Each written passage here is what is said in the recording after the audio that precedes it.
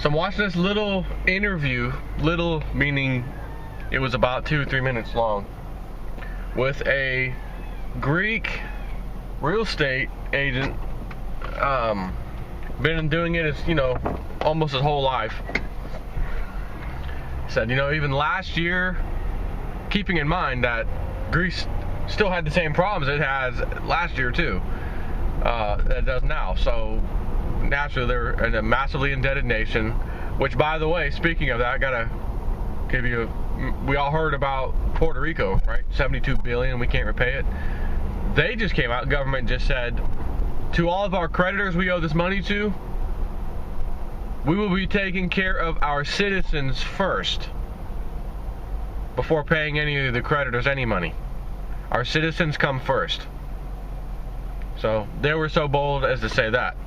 Can't wait to see how that goes.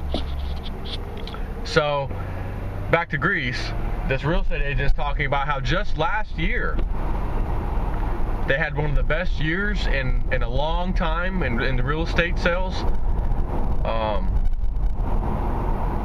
And then this year happened. And he said, what was it? 50% of realtors have gone out of business, closed the doors. So housing isn't selling too good all of a sudden.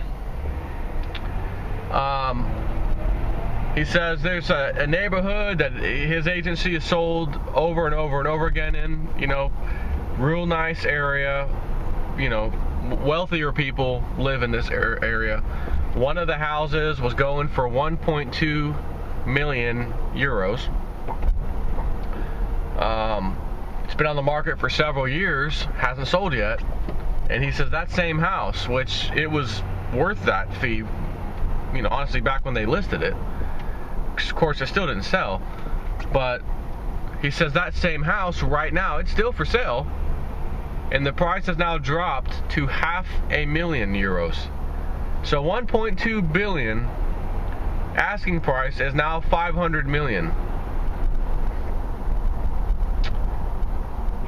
Now here is where we start to see a little bit of a WebBot hit coming true.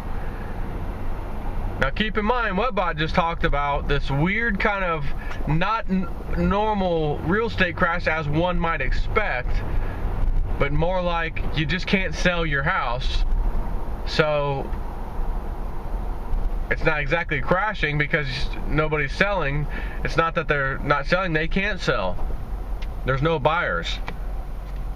So what I said, my own opinion when I was reading that report, was that I could see that, after that happening, where you'd see a cash market. So the only people who are going to be able to buy houses during this time frame WebBot's talking about would be people that have a lot of cash, which would also mean people who have their houses free and clear or almost free and clear will be selling or could sell those houses, right? They'll be the few, not the many, so there'll be the few who can sell their house. And if they do sell their house, I don't see them selling it for whatever the asking prices are as far as what the value is. They're going to have to come down because, again, if they start dealing with people that have cash only, well, your prices have to come down.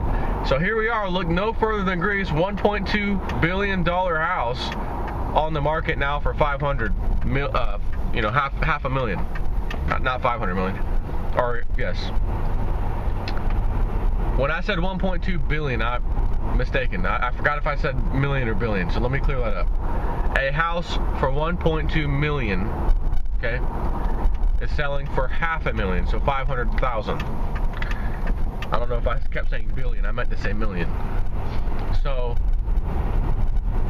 check box on that one. There's one perfect example.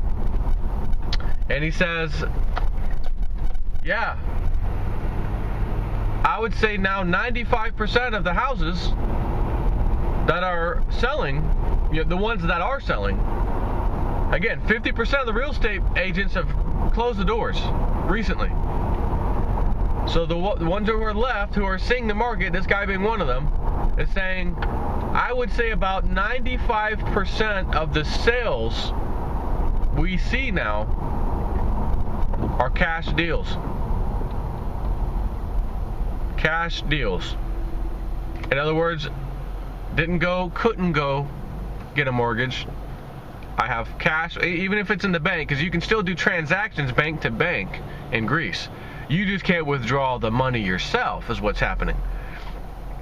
So, sure, they could have a bank check or whatever, sign it off, okay, here, give it to this other guy's bank who's selling the house, okay, everything's good, everybody's happy, yep, sold, signed, everything's good, go move into your new house that you paid for cash. So you don't have a mortgage all of a sudden.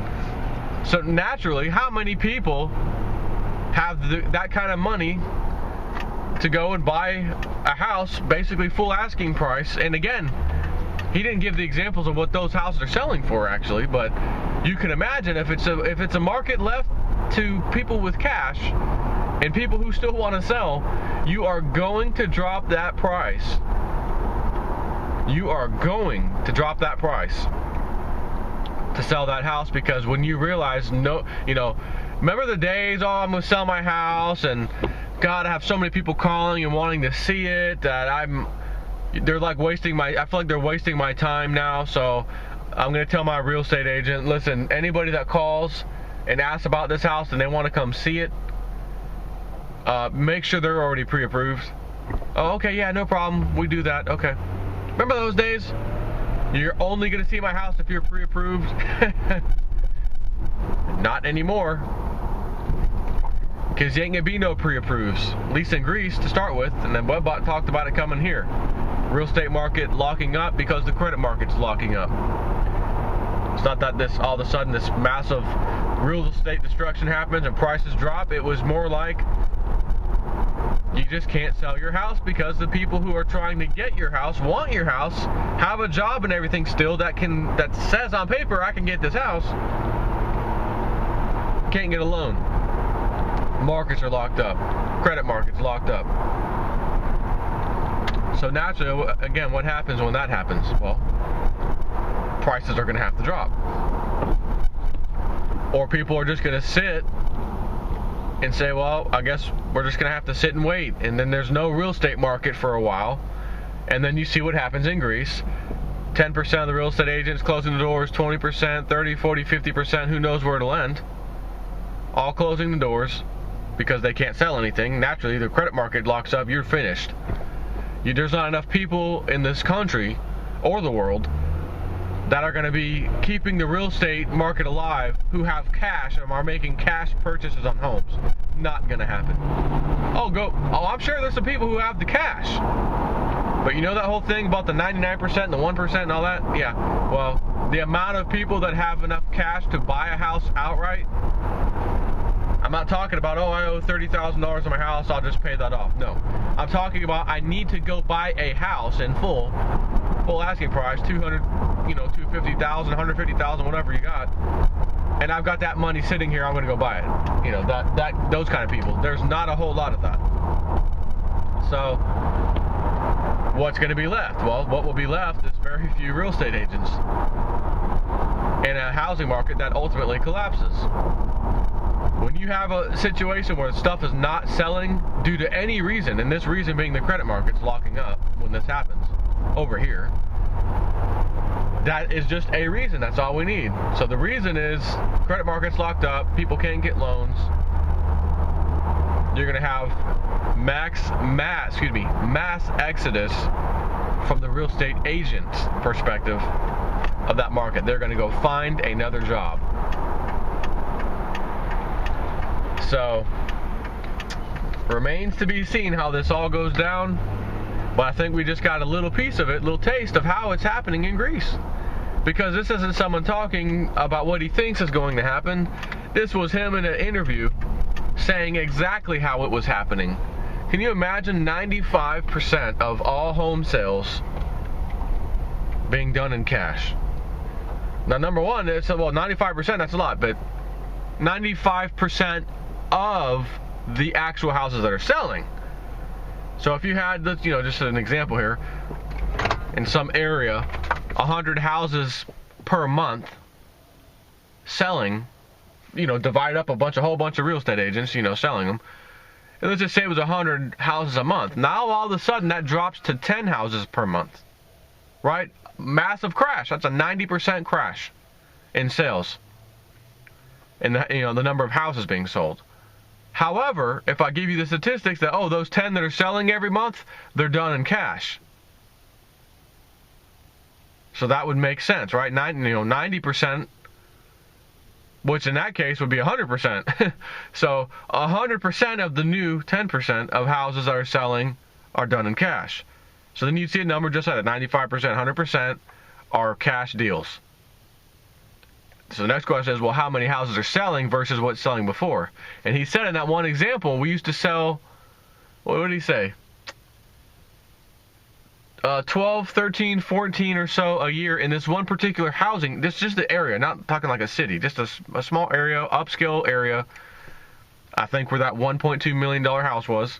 And he said we were selling about 12 to 14 a year. We did really good last year. And he said, and I say a year, excuse me, I want to say per month, not per year. 12 to 14 per month. His agency was selling in this area, decent sized area. I'm not talking a housing development, but an area, of a city, just an upscale area. So they were selling 12 to 14 houses per month. He says that's now down to about 2. Matter of fact, his actual comments, which the whole time was being interpreted in English, was he said less than 2. So naturally you would just say 1, but maybe every other month he sold 2 and then 1. So I'm going to say what he said. Less than 2 is what we're now selling. Can you imagine that? Take care.